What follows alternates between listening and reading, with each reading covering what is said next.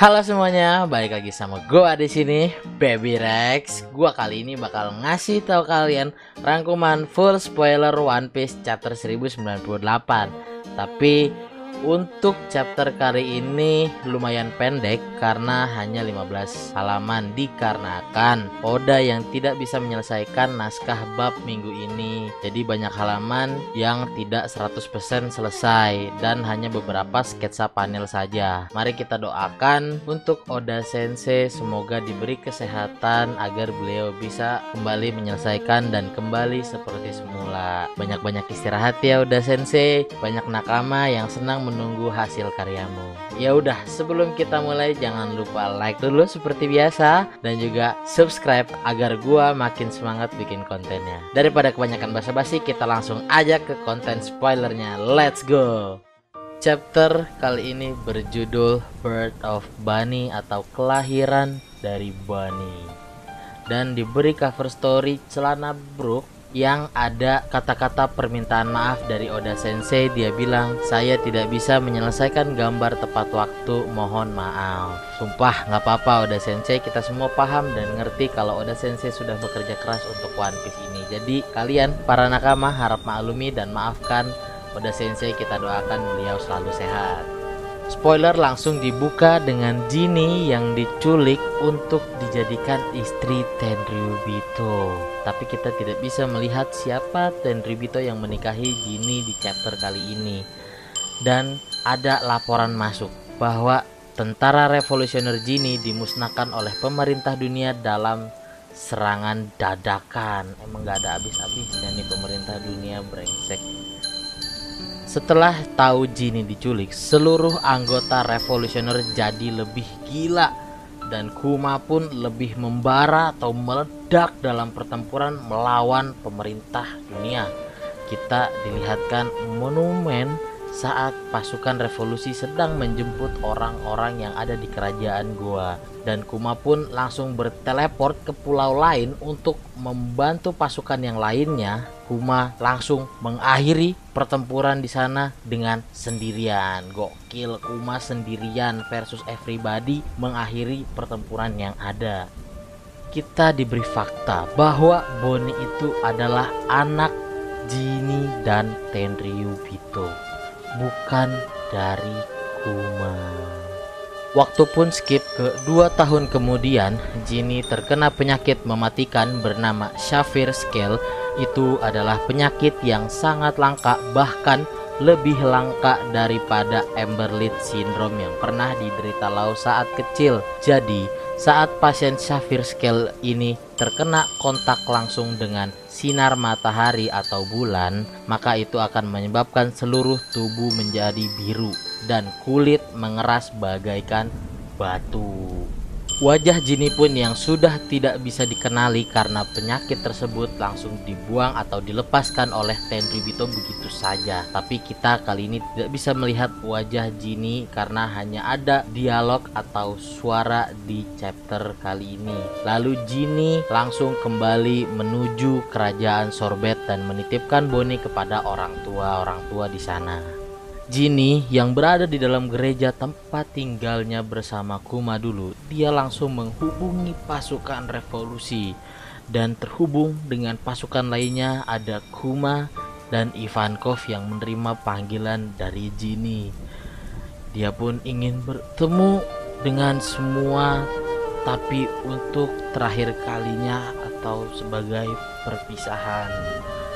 Ivankov pun langsung menjawab, "Apa?" dengan sangat terkejut, dan Kuma yang ikut terkejut bilang kepada Jinny, "Apa yang kamu bicarakan Jinny? Kupikir aku tidak akan melihatmu lagi. Jadi di mana kamu sekarang? Aku akan segera menjemputmu." Selama percakapan mereka telah melacak lokasi Jinny yang berada di kerajaan Sorbet. Kuma pun langsung berteleport ke sana. Namun Jinny mengatakan satu hal terakhir untuk Kuma, tapi dia tidak bisa mendengarkan Kuma yang sedang berteleport ke sana. Jinny mengatakan, "Kuma, aku mencintaimu." Itu hal terakhir yang bisa Jinny sampaikan kepada Kuma, tapi tidak didengarkan. Saat Kuma tiba, ternyata Jinny masih ada dan masih sempat berbicara dengan Kuma, tapi dia langsung meninggal di pelukan Kuma. Kuma langsung membaringkan Jinny ke tempat peristirahatan terakhirnya yang tertulis Jinny, nama resmi yang ada dari batu nisan kuburan Jinny. Kuma langsung memutuskan untuk merawat Bonnie dengan bantuan orang tua yang ada di sana. Kuma pun balik lagi sementara teleport untuk membantu pasukan-pasukan revolusi. Dari waktu ke waktu kita bisa melihat aktivitas Kuma termasuk melatih Sabo juga sambil merawat Jinny. Sayangnya Bonnie mulai terkena penyakit yang sama seperti Jinny, yaitu Sapphire Scale. Kuma setelah tahu itu dia langsung memutuskan untuk keluar dari pasukan revolusi untuk merawat atau menyembuhkan Bonnie. Dragon pun mengizinkan Kuma dan dia memberitahu kepada Kuma bahwa dia akan menanyakan kepada semua dokter yang dia tahu siapa di antara mereka yang bisa menyembuhkan penyakit Bonnie. Kuma yang kebingungan karena tak tahu apa yang harus dia lakukan untuk merawat Bonnie. Akhirnya dia pun memutuskan agar Bonnie tetap di gereja supaya terhindar dari matahari atau bulan. Kuma pun membawakan banyak buku untuk dibaca oleh Bonnie tentang berbagai pulau. Kuma bertanya kepada Bonnie, jika kamu ingin pergi, kemana tempat yang ingin kamu pergi atau kunjungi Bonnie? Kuma dan Bonnie pun menghabiskan waktunya bersama, menari dan hidup layaknya ayah dan anak. Namun wajah Bonnie yang mulai membiru seperti batu karena penyakit yang dideritanya. Kuma yang melihat itu langsung memberi julukan atau panggilan kepada Bonnie, yaitu Jewelry Bonnie. Ya, jadi itu asal usul nama Jewelry Bonnie. Tahun pun berlalu. Sekarang sudah sekitar 6 tahun yang lalu dari kejadian yang terjadi saat ini di Egghead. Bonnie menginjak umur 5 tahun. Kuma yang sedang berbicara dengan dokter soal penyakit Jinny. Dokter bilang kepada Kuma, meskipun Bonnie tidak pernah kontak langsung dengan cahaya matahari ataupun bulan, penyakitnya tetap bertambah buruk seiring berjalannya usia dan dia divonis akan meninggal pada usia 10 tahun. Bonnie yang mendengarnya, tapi dia hanya mendengar 10 tahun. Dia terlihat senang karena salah sangka atau salah paham. Dia mengira dia akan sembuh pada usia 10 tahun. Kuma yang selalu berpesan positif atau optimis kepada Bonnie bahwa penyakit Bonnie itu akan segera sembuh. Tapi sekarang Kuma tidak bisa mengatakan hal yang sebenarnya karena tak tahu harus berbuat apa lagi. 1 tahun pun berlalu. Sekarang di 5 tahun yang lalu, Bonnie sudah berusia 6 tahun.